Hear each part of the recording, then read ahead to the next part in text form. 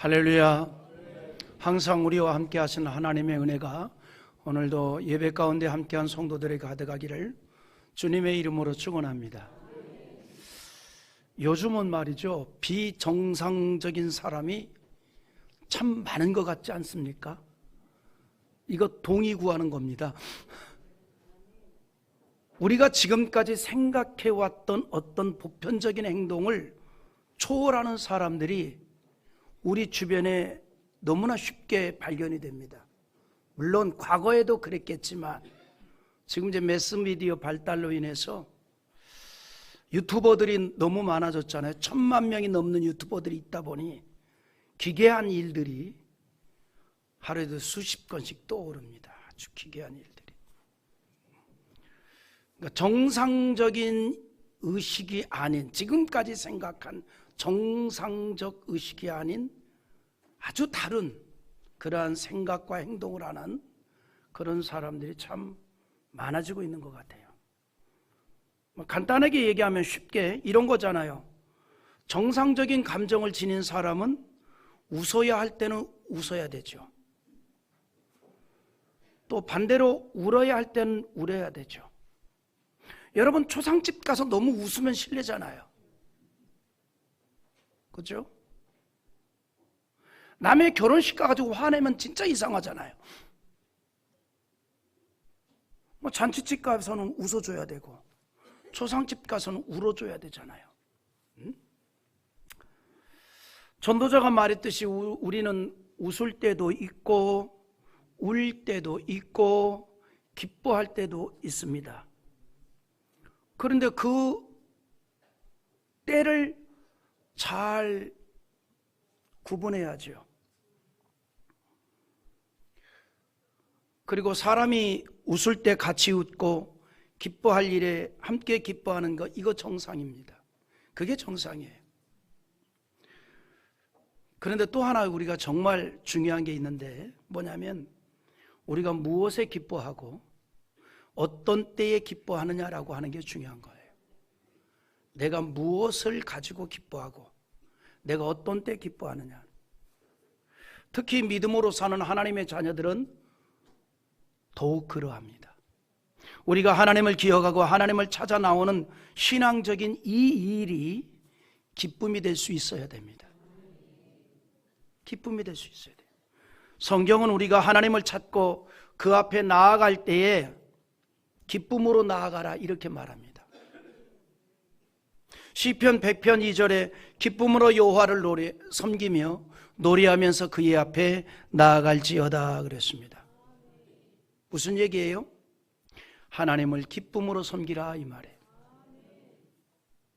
하나님 앞에 기쁨으로 나오라는 거예요. 오늘 여러분 어떤 마음으로 나왔습니까? 저는 기쁨으로 나온 줄 믿고 싶어요. 기쁨으로. 혹시 이 자리에 남편분들 가정의 평화를 위해서 나온 분 계십니까? 어쩔 수 없이. 혹시라도 평화는 평화고 오늘은 내가 못 나가겠다, 그래서 안 나온 분 계신가요? 성경은 이렇게 말합니다. 하나님을 찾을 때 기쁨으로 찾으라고 말합니다. 이게 정상이에요. 다시 말해서 우리의 신앙이 기쁨이 있는 신앙이 되라는 거예요. 성경에서 자주 그걸 권면하고 있습니다. 그래서 우리가 기도를 해도 기쁨으로, 그리고 기쁨으로 기도했으면 감사하라는 거예요. 데살로니가전서 5장 16절에서 18절에 보면 이렇게 말하죠. 항상 기뻐하라, 쉬지 말고 기도하라, 범사에 감사하라, 이 그리스도 예수 안에서 너희를 향하신 하나님의 뜻이니라 그랬습니다. 우리가 기쁨으로 기도하고 응답될 것을 믿으니 감사하는 거 아닙니까? 그래서 우리 신앙생활에 있어서 기쁨과 기도와 감사는 신앙의 삼박자입니다. 신앙의 삼박자. 우리 신앙을 아름답게 만들어줘요. 신앙의 좋은 조화를 이루게 한다 이 말입니다. 그래서 우리가 항상 그리스도 예수 안에서 구속의 감격이 너무나 넘쳐서 기뻐하고 전능자 하나님께서 나의 모든 것을 소상하게 들어줄 줄 믿고 기도하고 그 모든 역사를 이루실 것을 우리가 믿으니 감사가 되는 거 아니에요? 그러니까 우리 신앙이 날마다 활력 있는 그런 신앙이 될 수 있는 겁니다. 사도들의 삶이 그것을 우리에게 보여주었어요. 여러분, 세례 요한을 보더라도 그렇습니다. 그는 참으로 특별한 기쁨을 보여준 자입니다. 요한복음 3장 29절 한번 같이 보겠습니다. 신부를 취하는 자는 신랑이나 서서 신랑의 음성을 듣는 친구가 크게 기뻐하나니 나는 이러한 기쁨으로 충만하였노라.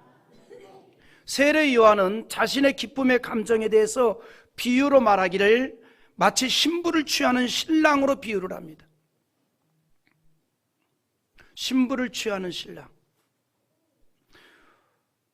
또한 유대의 결혼 예식 절차에 따라서 신랑을 기다리는 신부의 친구들이 신랑이 온다라는 소리를 듣게 된 그 기쁨으로 말했습니다.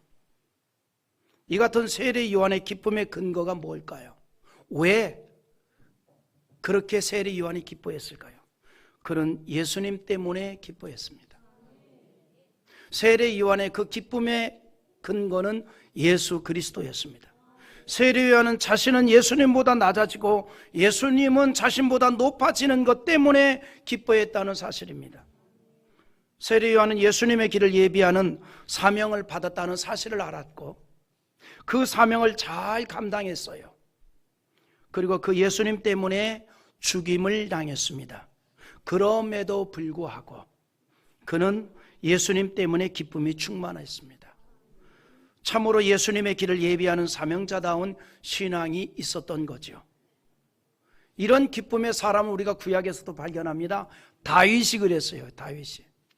여러분, 다윗은요 항상 기쁨이 충만한 사람이었어요. 다윗의 기쁨은 어떤 기쁨일까?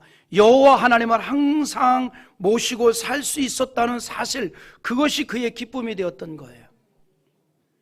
우리로 말하면 무슨 얘기냐면 신앙으로 살고 있다는 이 사실이 기쁨이 되었다는 겁니다. 그래도 내가 신앙으로 살고 있다, 이것이 기쁨이 되었다는 거예요.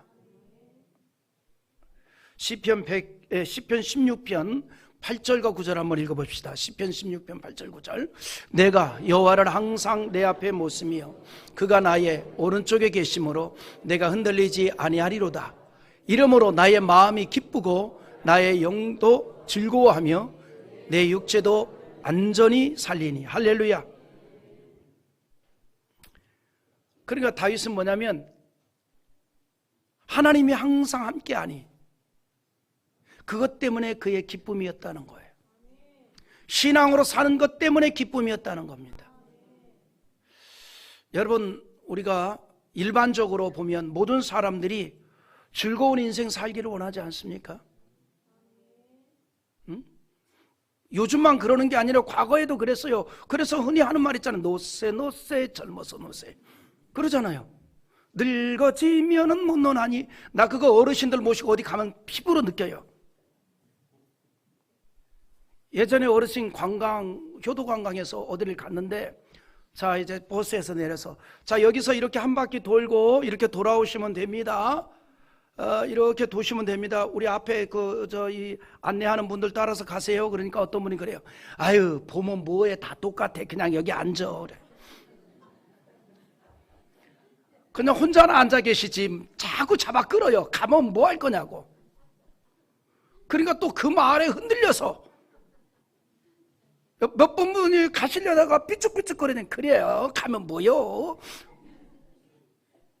그리고 4-5명이 그냥 그 깔아놓은 돗자리에 그냥 앉아버리시더라고요. 그래도 어떤 분은 줄기차게 여기까지 왔는데 봐야지. 그러면 가시는 거예요, 끝까지. 그러고 오시면서 그냥 땀 뻘뻘 흘리고 그냥 상쾌한 듯이 오는 사람이 있어요. 이루었다. 그때 딱 보고, 아, 다리 튼튼할 때 구경도 다녀야 되겠구나. 에? 튼튼할 때. 여러분, 사람들이 다 즐겁게 살기를 원하잖아요. 화나고 좌절하고 슬프게 살려고 하는 사람 아무도 없어요. 될 수 있으면 즐거우려고 하죠. 그런데 인생의 즐거움은요, 물리적인 문제가 아닙니다. 질적인 문제예요. 물리적인 문제가 아니라니까요. 마음의 문제예요. 마음이 기쁨으로 충만할 때 인생이 즐겁다라고 생각되는 거예요. 사람이 마음이 기쁘면 인생이 즐거워질 수 있습니다. 모든 일이 즐거움이 되는 거예요. 모든 일이. 구약에서 다윗을 보면요, 그런 항상 마음이 기쁨으로 충만했어요. 그러니까 매사에 즐거움인 거예요. 그래서 그가 고백합니다. 내 영이 즐겁다. 뿐만 아니라 이런 말도 해요. 내 육체도 안전히 산다. 여러분, 사람이 마음이 즐거우면요, 육체의 질병도 떠나갑니다. 그러나 사람이 마음이 고단하면요, 육체의 질병도 찾아오는 거예요. 사람이 살다 보면 어떤 큰 일을 당할 수 있잖아요. 기대치 않았던 어려운 일을 당할 수 있잖아요. 그래서 마음고생을 하게 됩니다. 그런데요, 사람이 마음고생을 심하게 하게 되면 육체에 대한 면역력이 떨어져요. 그러니까 육체에 질병이 생기는 거 아닙니까? 그래서 직장생활을 하거나 사업을 하다가 어려움을 당한 사람들에게 제가 항상 하는 말이 뭐냐면, 마음의 기쁨을 채워라. 즐거움을 채워라. 왜냐하면 어떤 큰 일을 만나게 되고 어떤 좌절된 일을 만나게 되면 마음의 기쁨이 사라지게 돼요. 좌절하게 되면. 그럼 육체에 대한 면역력이 떨어지게 되는 겁니다. 그러나 반대로 마음이 기쁘면 치료의 에너지가 뿜어져 나옵니다. 그 의사들이 그러잖아요. 환자의 질병의 치료 절반은 사람이 한다. 환자가 한다. 그 마음으로 치료한다 이 말이에요. 다윗을 보십시오. 그런 베들레헴 시골 농부 출신임이 왕이 됐습니다. 세상적으로 본다면 그는 어떤 사람이에요? 성공한 사람이지요. 부러울 것이 없는 사람이에요. 그러나 그는 본의 아니게 정말 마음고생을 너무너무 많이 한 사람입니다. 어린 시절부터 왕이 되고 나서도 마음고생을 너무 많이 했어요. 인생의 산전수전 다 겪었습니다. 여러분, 사람들 가운데 두 번 다시 경험하고 싶지 아니하는 어려운 일을 겪은 사람이 표현할 때 뭐라고 표현합니까? 산전수전 공중전까지 다 겪었습니다. 그래. 다 겪었다. 근데 보면요, 대한민국 사람 모든 사람 세워놓고 보면 다 그 얘기예요. 산전수전 공중전까지 다 겪었다. 다 그 얘기 안 하는 사람이요 드물어요. 예? 드물어요. 다 그렇게 표현합니다. 인생 다 그래요. 그렇게 사는 거예요. 그 속에서 우리는 하나님의 자녀가 되었기에 축복이라는 겁니다. 위로자가 있고 의지할 대상이 있고 기도를 들어줄 자가 있고, 그래서 우리가 믿음으로 사는 거고 신앙으로 사는 거고, 그래서 위로받고 격려받고 그 가운데 우리가 기쁨이 충만하게 되고, 그래서 내 인생이 사람들 보기에는 초라해 보여도 즐거움이 되는 거 아닙니까? 여러분, 다윗을 보면 말씀드린 대로 그는 젊은 시절부터 노년에 이르기까지 그의 삶이 평안하지 않았어요. 왕이 됐다 그래서 와 내가 이제는 됐다 이거 아니라 이 말이죠. 항상 누군가의 공격을 받아왔습니다. 배신을 당했습니다. 다윗이 시편에서도 그걸 얘기하잖아요. 나에게 그렇게 충성하던 나의 가장 가까이 있는 신하들이 뚜껑을 열어보니 나를 배신했더라. 심지어 자기 아들까지 반정을 일으켜서 군사를 끌고 쳐들어왔잖아요. 그럼에도 불구하고 그런 큰 위험 중에도 그의 마음이 기쁨으로 가득하고 아무런 두려움도 위험도 느끼지 않는다라고 고백을 합니다. 죽음의 위험 앞에 서 있었지만 그럼에도 그가 노래한 것은 뭐예요? 평안과 기쁨이라 이 말이에요. 사람이 어떻게 저럴 수가 있는가 싶을 정도로 그는 평안하고 아무런 두려움도 느끼지 않았습니다. 무엇 때문에? 하나님의 보호하심을 믿었기 때문이고, 하나님은 항상 자기 편이라는 사실을 믿었기 때문입니다. 그 믿음 가운데 그는 평안하고 고요했습니다. 비록 지금 어려움을 당할지라도 하나님이 이 구덩이에서 나를 구원해 내시리라, 그 나라를 생각하니 스스로 기쁨이 됐던 거예요. 하나님께서 다윗 자신에게 생명의 길, 영생의 길을 보이시고 생명의 길로 곁에 계시니 죽음 앞에서도 그 삶에 기쁨이 넘치고 큰 즐거움이 이어졌던 거죠. 그래서 산전수전을 다 겪으면서도 기뻐할 수 있었습니다. 우리도 그렇게 살기를 기대합니다. 산전수전 풍파 중에도 항상 기쁨이 충만하다면 얼마나 좋겠어요. 그런데 우리가 그런 기쁨 중에 살 수 있습니다. 우리 앞에는 하나님이 있습니다. 전능하신 하나님이 우리와 함께하고 계십니다. 그런 거를 사도 바울도 우리에게 보여주잖아요. 사도 바울도 일생을 기쁨에 빠져 살았습니다. 기쁨에 빠져 살았다. 그러나 보편적으로 보면 바울은 어떤 사람이냐면 낙이 없어야 마땅한 사람이에요. 그냥 일반적으로 보면 무슨 낙이 있어요, 바울에게. 한번 바울의 인간적인 모습을 한번 보세요. 그에게 무슨 세상적인 권위가 있습니까? 아니면 물질의 풍부함이 있었습니까? 그런가 하면 효도하는 자식이 있습니까? 없다. 없는 게 더 많아요. 세상적으로 보면 가진 게 없어요. 초라하기 짝이 없습니다. 우리가 문헌에 의하면 외모도 그렇게 출중하지가 않아요. 얼굴도 못생겼고 키도 작고 왜소했습니다. 뭐 내놓을 게 하나도 없어요. 바울은 일반적으로 본다면 궁색한 사람이고 있는 것보다는 없는 것이 더 많은 사람이고 정말로 낙이 없어 보이는 사람이었습니다. 여러분, 우리가 서로 간에 안부를 물을 때 그런 안부를 묻잖아요. 요즘 무슨 낙으로 삽니까? 왜냐하면 사람이 낙이 있다는 게 참 좋은 거거든요. 그래서 무슨 낙으로 삽니까? 이렇게 묻지요. 왜냐하면 낙이 있을 때 말 그대로 기쁨도 있고 즐거움이 되기 때문입니다. 그래서 사람들은 뭘 찾아요? 인생의 낙을 찾습니다. 왜냐하면 낙을 느낄 때에 자기 존재감도 느낄 수 있거든요. 그러나 낙이 없는 사람은 살아있지만 존재감을 느끼질 못합니다. 그래서 그런 사람들이 이렇게 얘기하죠.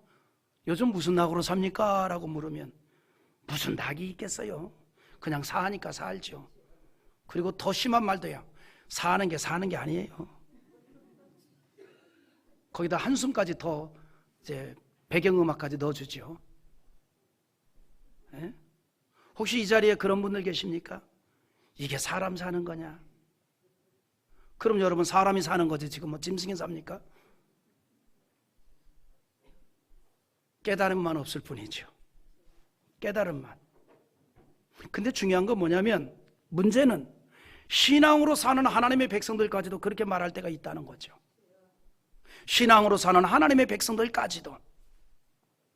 하지만 성경은 하나님의 백성들에게 앞에서도 말했듯이 기뻐하고 기도하고 감사하라 이렇게 말합니다.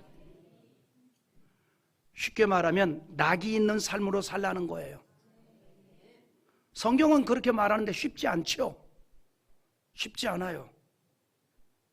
우리는 다윗도 아니고 세례 요한도 아니고 바울도 아니기 때문입니다. 그러나 정말 중요한 것은 그들에게 함께 하셨던 하나님이 우리와도 함께 한다는 사실이죠. 이것만 우리가 믿으면 돼요. 다윗에게 함께 하신 하나님, 나에게도 함께 하고 계십니다. 바울에게 함께 하신 그 하나님이 나의 삶에도 함께 한다는 것이죠. 그래서 죄사함을 받은 우리가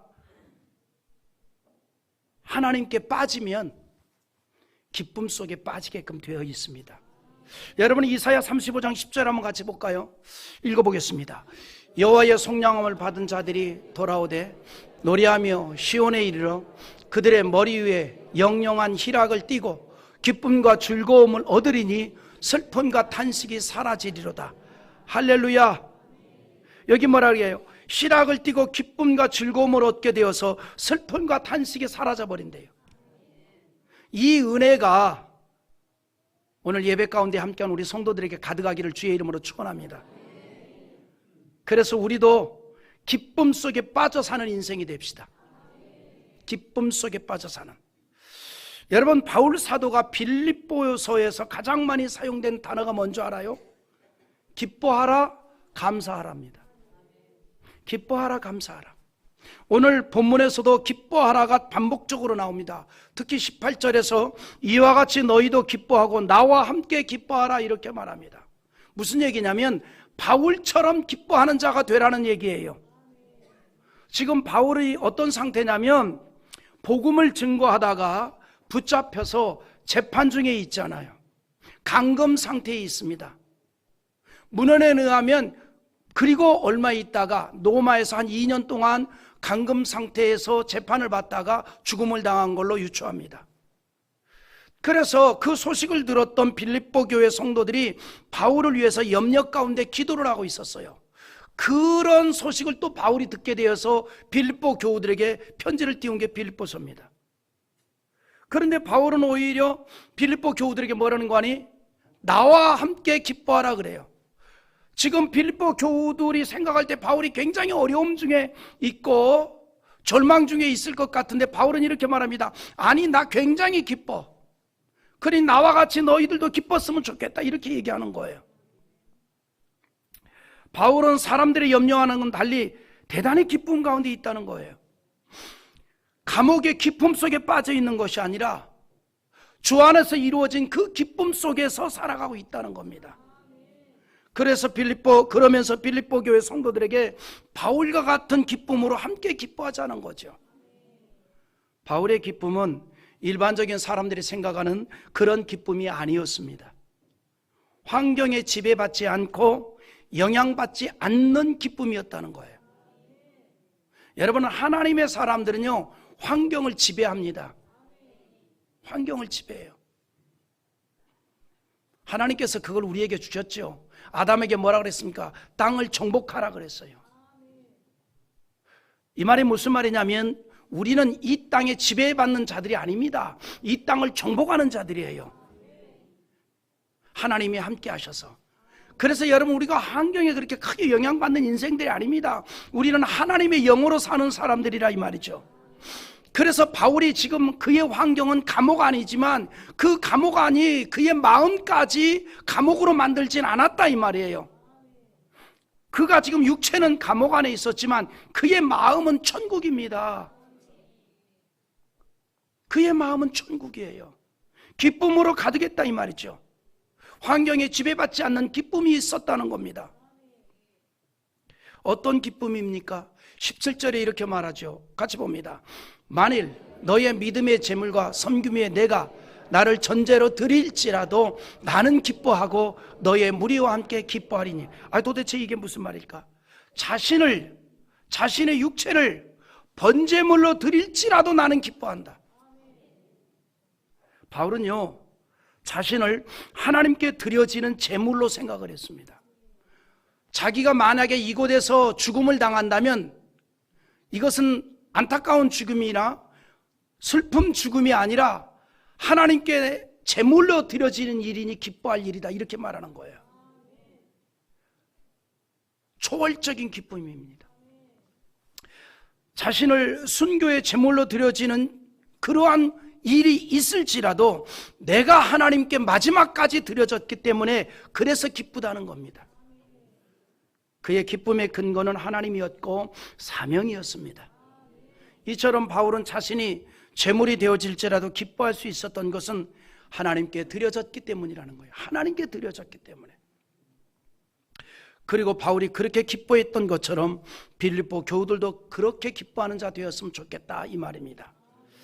바울은 실제 로마에서 순교한 쪽으로 추정을 하고 있는데 그의 옥중 서신 중에서 자신의 죽음에 대해서 하나님께 드려지는 번제물로 얘기한 적이 있습니다. 그 자기가 죽을 날이 임박한 것을 감지했던 거죠. 그럴 때 자기의 죽음을 나는 하나님께 드려지는 번제물이다 이렇게 표현한 거예요. 디모데후서 4장 6절인데 또 읽어봅시다. 전제와 같이 내가 벌써 부어지었고 나의 떠날 시각이 가까웠더라. 여기서 뭐 떠날 시간이 예배 마치고 성남에서 서울 가는 거 아닙니까? 이 땅을 떠난다는 거예요. 내가 죽을 때가 임박했다 이 말입니다. 근데 내가 제단에 부어지는 제물같이 전제물이 되었다 이 말입니다. 그런데 자신이 번제물이 되어서 희생이 될지라도 내가 마지막 순간까지 하나님 앞에 드려지니 기쁨이라는 거예요. 이것이 바로 구원받은 성도에게 기대하는 하나님의 마음입니다. 그러므로 바울은 자주 하나님이 기뻐하실 만한 헌신자 될 것을 말합니다. 이를테면 로마서 12장 1절인데 똑같이 봅니다. 그러므로 형제들아 내가 하나님의 모든 자비하심으로 너희를 권하노니 너희의 몸을 하나님이 기뻐하시는 거룩한 산제물로 드리라. 이는 너희가 드릴 영적 예배니라. 할렐루야. 바울의 기쁨은 주님과 복음으로 이루어진 기쁨입니다. 이것은 세상 어떤 것으로도 경험할 수 없는 그런 기쁨이었다 이 말이에요. 주님 안에서 이루어지고 주님이 주신 그 기쁨입니다. 바울은 일평생이 이 기쁨에 빠져 살았습니다. 그의 모든 사역은 이 기쁨 가운데 이루어졌습니다. 모든 고난과 역경을 이겨내도록 한 기쁨이었다 이 말이에요. 여러분 멀리서 볼 거 없어요. 우리 시대에도 그런 바울과 같은 기쁨으로 사는 사람들을 발견할 수 있습니다. 그런 기쁨으로 사는 성도들이 많이 있습니다. 여러분 우리 교회만 하더라도 인생의 낙을 오로지 하나님을 섬기는 신앙으로 삼고 사는 성도들이 많이 있잖아요. 할렐루야. 여러분 우리 한국교회가 지금까지 지탱해온 하나님의 은혜 가운데 하나가 뭐냐면 인생의 낙을 오로지 하나님 섬기는 것로만 삼고 살아온 그러한 신앙의 사람들이 있었기 때문입니다. 예배드리고 주님의 제단을 위해서 봉사하고 헌신하는 것으로서 낙을 삼고 사는 신앙적으로 귀한 성도들이 우리 교회 안에도 얼마나 많이 있습니까? 그런 성도들을 통해서 하나님의 뜻이 이 땅에 이루어지고 거룩한 신앙이 계승되는 거예요. 여러분 한번 보세요. 정말 인생의 모든 낙을 하나님을 섬기고 제단을 섬기는 것으로 살아온 분들이 너무너무 많이 있었어요. 그 고귀한 신앙인들 때문에 복음이 계승이 되고 신앙이 계승되고 교회가 하나님의 역사를 이루는 거 아닙니까? 그런 성도들을 통해서 하나님의 뜻이 이 땅에 나타나는 거예요. 그런 성도들을 보면요 신앙적 특징이 있습니다. 오늘 본문에서도 그걸 말해주고 있는데 가장 먼저 구원에 대한 감격으로 가득합니다. 여러분 사도 바울이 그의 서신에서 자주 얘기한 게 뭐예요? 구원받음에 대한, 죄사함 받은 거에 대한, 하나님의 자녀된 거에 대한 그 감격적인 고백을 자주 하고 있습니다. 구원을 귀하게 여깁니다. 구원을 귀하게 여깁니다. 그래서 구원을 두렵고 떨림으로 이루라는 말을 합니다. 12절 한번 읽어볼까요? 그러므로 나의 사랑하는 자들아 너희가 나 있을 때뿐 아니라 더욱 지금 나 없을 때에도 항상 복종하여 두렵고 떨림으로 너희의 구원을 이루라. 여러분 우리가 예수 믿음으로 구원받습니다. 이게 바울이 전하는 복음의 핵심이에요. 그런데 바울이 오늘 본문에서는 두렵고 떨림으로 너희의 구원을 이루라 그럽니다.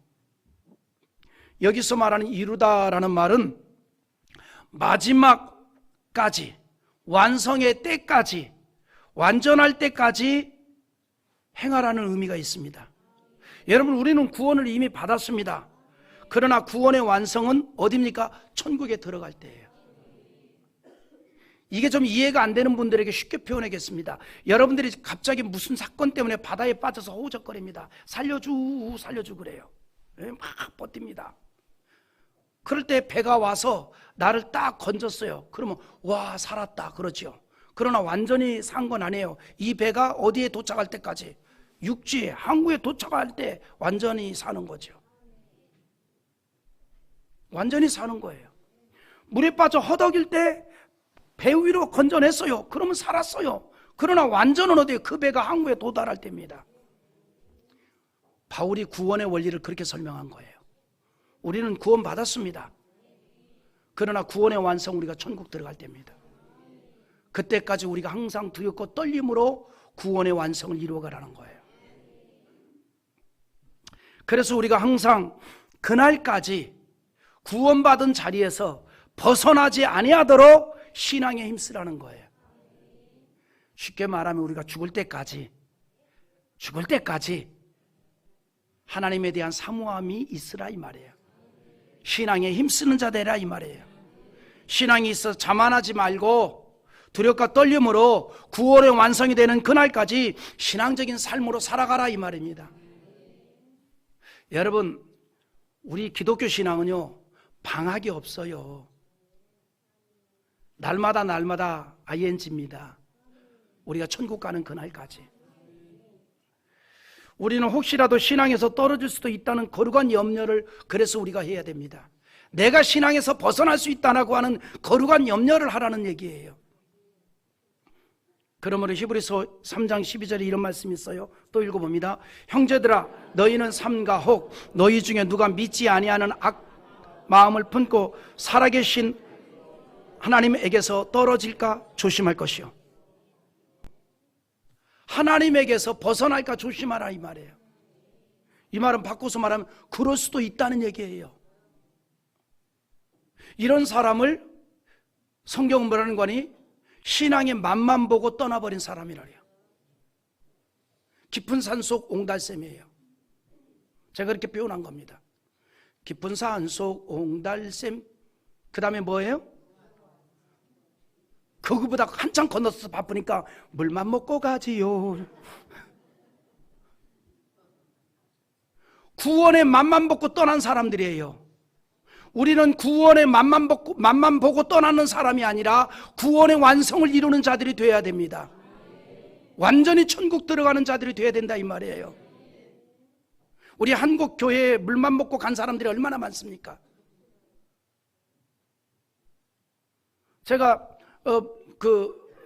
이제 목사니까 혹시 뭐 교회 다녀본 적, 예, 어렸을 때 성탄절 때 한번 간 적이 있는 것 같은데요. 성탄절 때 물만 먹고 갔어요.